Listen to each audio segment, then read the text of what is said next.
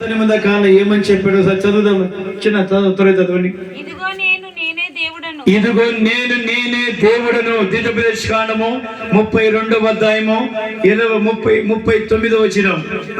ఇదిగో నేను నేనే దేవుడను. ఇదిగో నేను నేనే దేవుడను. నేను తప్ప వేరొక దేవుడు ప్రపంచంలో లేడు. మృతి చెందించే వాడని నేనే, బ్రతికించే వాడిని నేనే. చప్పలు పెడతాం గట్టిగా అందరం. హల్లెలూయా. మృతి చెందించే వాడిని నేనే మోసే, బ్రతికించే వాడిని నేనే.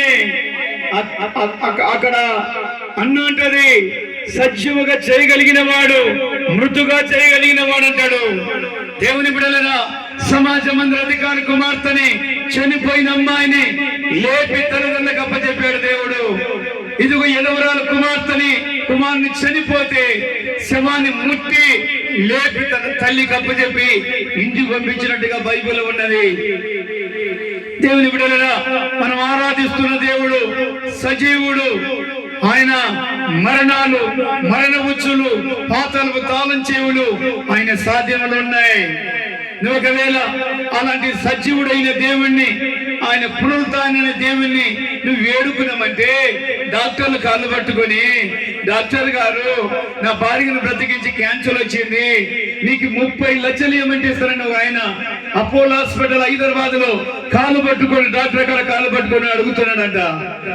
అదే ముందుగానే ప్రభు నాన్ని ఏదైనా తప్పు చేశానా, లేదా నేను నా భార్య తప్పు చేసిందా, నా పిల్లలు ఏదైనా తప్పు చేశారా, ఏదైనా పొరపాటు క్షమించనని ముఖాల మీద అడిగి దేవుని బతిమాలి దేవుని కింది దింపుకొని ఆ రోగాన్ని విడుదల చేసే దేవుడు కదా, మృతున్నే సజీవ లెక్కలు చేసే దేవుడు కదా. డాక్టర్లను పట్టుకొని, వైద్యులను పట్టుకొని, డబ్బు మీద ఆధారపడి, శరీరం మీద ఆధారపడి, అందాల మీద ఆధారపడి మోసం చేసుకొని రోగం పాలై మృతైన వాళ్ళు ఎంతమంది లేరు ఈ లోకంలో. దేవుని బిడ్డలారా, ఎంత రోగమైనా, ఎంత వ్యాధైనా, ఎన్ని కష్టాలైనా, ఎన్ని నిట్టిలుపులైనా దేవుడిని ఎత్తుకొస్తే అవి ఎగిరిపోతాయి. చెప్పులు పడతా గట్టిగా గట్టిగా చెప్పులు పడతాం.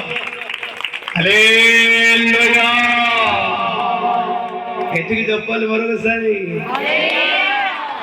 చెప్పిన గట్టిగా. మనం అడగాల దేవుని. సమాజ మందిర అధికారి నమ్మకం వచ్చాడు, నిజమైన దేవుడు. నా కుమార్తెను లేపగలిగిన పవర్ ఈయనలో ఉన్నదని గాడుగా నమ్మాడు.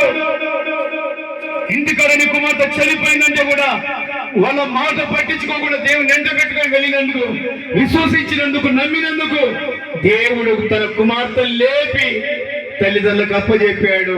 నిజమైన దేవుడు నువ్వు నమ్మి రోజు 3-4 గంటలు మోకాల మీద నిలబడి ఉపవాసాలుండి, ఒకవేళ నీ కుమార్తెకి వివాహం కావాలా, నీ కుమారునికి వివాహం కావాలా, లేదా నువ్వు అప్పుల్లో ఉన్నావా, లేదా అనారోగ్యంలో ఉన్నావా, బలహీనతలో ఉన్నావా, నువ్వు ఐక్యమైన దేవునికి మొరపెట్టి గంటలుగా మోకాల మీద నిలబడి ఉపవాసాలుండి నువ్వు అడుగు ప్రార్థన చేయి. నీ విశ్వాస సహితమైన ప్రార్థన రోగిని స్వస్థపరుస్తుంది. చెప్పులు పడదాం గట్టిగా చెప్పులు పడదాం. స్వస్థపరిచే దేవుడైన ఆయన, దైవ స్వస్థత విడుదల చేసే దేవుడైన, స్వస్థపరచడం అంటే ఆయన రక్తంతో కాదు, స్వస్థపరచడం అంటే ఆయన గాయాలతో కాదు, స్వస్థపరచడం అంటే ఆకులతో కూడా స్వస్థపరచగలిగిన దేవుడు, ఒక నీళ్లతో కూడా స్వస్థపరచగలిగిన దేవుడు. ఒకసారి కిశరోగమైన ఆ కిశవ్యాధులతో కలిగి ఉన్న పరాక్రమశాలి నీళ్ళలో 7 సార్లు మునిగితే కిశరోగం పోయింది. ఒకసారి ఒక రాజు రోగముంది, మరణకరమైన రోగం వస్తే దేవుడు ఆయన పశ్చాత్తాపడి ఒప్పుకుంటే ఏమన్నాడంటే, అంజూరపు పళ్ళున్నాయి, అవి దంచి ఆ కురుపి మీద పెడితే ఆ రోగం విడుదలవుతుంది అన్నాడు దేవుడు. హల్లెలూయా. గట్టిగా చెప్పండి హల్లెలూయా. హల్లెలూయా. నీళ్ళ ద్వారా, చెట్ల ద్వారా, లేకపోతే చేయి ద్వారా, చేతుల ద్వారా, ఆయన వస్త్రాల ద్వారా ఎట్లయినా సూచక్రియలు జరుగుతాయి. హల్లెలూయా. గట్టిగా చెప్పండి అందరూ. దైవ సేవకుల ద్వారా, దైవ సేవకులని వరాలతో నింపి, శక్తితో నింపి, అభిషేకించి వాళ్ళ ద్వారా కూడా కార్యాలు జరిగిస్తాడని బైబిల్ చెప్తుంది. డాక్టర్లు నమ్ముకున్న కంటే మనసులు నమ్ముకుని దేవుని నమ్ముకొని నడవాలని దేవుని వాక్యం హెచ్చరిస్తుంది. చచ్చిపోయిన శవాలను లేపే పౌరు మనకు దేవుని కాడవంటే నీ వ్యాధి, షుగర్ వ్యాధి కానీ, బీపీ వ్యాధి కానీ, లేదా నీ హార్ట్ అటాక్ కానీ, నీ క్యాన్సర్ కానీ ఏదైనా సరే, కానీ నువ్వేం చేయాలంటే సమాజ మందిర అధికారులాగా దేవుని ఇంటికి తీసుకొచ్చినట్టుగా నువ్వు గంటలు గంటలు మోకాల మీద నిలబడి ఉపవాసాల నుండి ప్రార్థన చేయాలి. దిగొచ్చేంత వరకు నువ్వు ఏదో 5 నిమిషాలు ప్రార్థన చేస్తావు, ఎవరు ప్రార్థన చేస్తారులే, పాస్టర్లు ప్రార్థన చేస్తారే కదా, నువ్వు మోకాల మీద నిలబడు. ఒకసారి నేను 14 గంటలు ప్రార్థన చేసిన ఓ రోజున. 14 గంటలు ప్రార్థన చేసి ప్రపంచం నాకు కనబడకోకండి. ఎవరు ఆత్మీయులో, ఎవరు ఆత్మీయులో, ఎవరు బలహీనలో, ఎవరు నీతిమంతులు తేట కనబడుతుంది.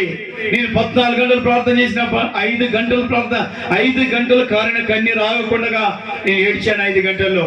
మళ్ళీ ఇప్పుడు అటువంటి ప్రార్థన నేను చేయలేదు. 14 గంటలు ప్రార్థన చేయడం సామాన్య విషయం కాదు. అది దాన్ని కనుగొన్న వాళ్ళు, దాని లోతుకి వెళ్ళిన వాళ్ళకి మాత్రమే తెలుస్తుంది. దేవుని 14 గంటలు ప్రార్థన చేసిన తర్వాత ఎంత ఏడిపోతుందో, అట్లనే తెల్లవాళ్ళు ప్రార్థన చేయాలనిపిస్తుంది. కానీ మరి తగ్గనికనే లేదు. దేవుడిని టచ్ చేయాలి పరిశుద్ధాత్ముడు. ఎడతేక నువ్వు ప్రార్థన చేయగలుగుతావు, దేవుని దింపగలుగుతావు. నువ్వు పూటకి 3 పూటల భోజనం తిని పండ పెడుతావు నీ శరీరాన్ని. ఏదో నచ్చిందని మాత్రం వేసుకుంటావు. ప్రార్థన చేసే పౌరుని సంపాదించుకోలేదు. బైబుల్ ఆది కాండంలో ప్రారంభం ద్వారా చదవండి. మొట్టమొదట నేర్చుకునేది ఏదంటే ప్రార్థన జీవితం. నేర్చుకున్నప్పుడే దేవుని విలువ నీకు తెలుస్తుంది. చెప్పులు పడదాం, గట్టిగా గట్టిగా చెప్పులు పడదాం అందరూ. దేవుడు ఎట్టుంటాడో, ఎలాగుంటాడో, ఏమైనా పరాక్రమం ఏమిటో, ఆయన ఎంత ఘనమైన వాడో ప్రార్థన జీవితం కలిగిన వాళ్ళకు మాత్రమే ఆ విలువ తెలుస్తుంది. ఊరికి బైబిల్ చదివితే కాదు, లేదంటే నువ్వు ఇంటికి పోయి కట్టలు డబ్బులు వేసి వచ్చింది కాదు. గంటలు గంటలు దేవునితో గడిపినప్పుడే ఆయన ప్రవాహము, ఆయన ప్రత్యక్షత, ఆయన దర్శనం, ఆయన కృప నీ మీదకి వస్తుంది. అర్థమవుతుంది. అప్పుడు నీకు ఆత్మీయంగా ఎదుగుతావు. నిజమైన దైవ సేవకులు ఎవరు? బలహీనమైన దైవ సేవకులు ఎవరు? నామక్రైస్తవుగా జీవించే సేవకులు ఎవరు? నీ మన్నెత్తలు వెలుగుతాయి. ఊరికి మారా నువ్వు నామక్రైస్తవ ముసుగులు ఉండి ఏదో వెళ్ళాలంటే వెళ్ళాలా, పోవాలంటే పోవాలా, అనారోగ్యం వచ్చినప్పుడు దేవుడు స్వస్థపరచలేని సేవకుల మీద, బలహీన సేవకుల మీద, లేదంటే ఇంకా నువ్వు బలహీనంగా ఉన్నావు, ఇవి పొరపాటును కూడా ఎదగలేవు. సమాజ మందిర అధికారులు చేశాడు. ఇంకొకటి అలవాటు దేవుడికి. ఒకసారి ఒక ఇంటికి దేవుడు వాక్యం చెప్పడానికి వెళ్ళాడు ప్రాంతానికి, బెతాని ప్రాంతానికి. వెళ్ళిన తర్వాత